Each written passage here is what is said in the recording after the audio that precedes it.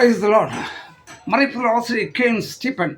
தலைப்புச் செய்தி: இயேசு கிறிஸ்து முதல் வரிக்கு 17 காரணங்களை குறித்து அவரே வாயால் சொல்வதை இப்பொழுது நாம் தியானிக்க போகிறோம். யோவான் 6 அதிகாரத்தில் 38வது வசனம் இப்படியாக சொல்கிற, தேவ சித்தத்தை செய்யும்படியாக இந்த உலகத்துக்கு வந்து ஆண்டவரே சொல்லுகிறார். 12 அதிகாரத்தில் 46வது வசனத்தில் இப்படியாக சொல்லுகிறார், உலகத்துக்கு ஒளியாக இந்த உலகத்துக்கு வந்தேன் என்று சொல்லுகிறார்.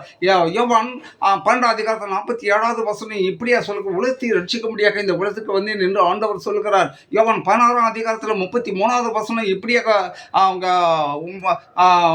சொல்கிறத, உலகத்தினுடைய பிசாசு ஜெயிக்கண்டியாக இந்த உலகத்துக்கு வந்தேன் என்று ஆண்டவர் சொல்லுகிறார். 14வது அதிகாரத்தில் யோவான் 14:27 இப்படியாக சொல்லுகிறது, என்னுடைய சமாதானத்தை உங்களுக்கு கொடுக்கும்படியாக இந்த உலகத்துக்கு வந்தேன் என்று ஆண்டவராகிய இயேசு கிறிஸ்து சொல்கிறார். அதே யோவான் 10 அதிகாரத்தில் 10வது வசனம் இப்படியாக சொல்கிறது, ஜீவனை உண்டாக்கவும் அது பரிபூர்ணப்படவும் இந்த உலகத்துக்கு வந்தேன் என்று ஆண்டவர் சொல்லுகிறார். அதே யோவான் 18 அதிகாரத்தில் 37வது வசனம் இப்படியாக சொல்லுகிறது, சத்தியத்தை குறித்து சாட்சி கொடுக்க இந்த உலகத்துக்கு வந்தேன் என்று சொல்கிறார்.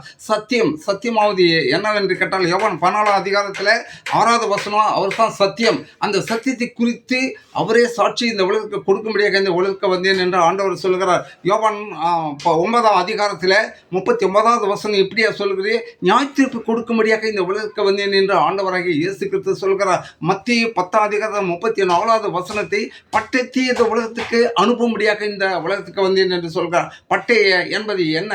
எபேசியர் 6ஆம் அதிகாரத்தில் 11-17 வசனங்களை நீ வாசித்து பார்த்தால் அவர் தான் சத்தியம் என்று சொல்லப்படுகிறது. அதுக்கு சத்தியத்துக்கு இன்னொரு பேர் தான் பட்டை என்று சொல்லப்படுகிறது. ஜஸ்ட்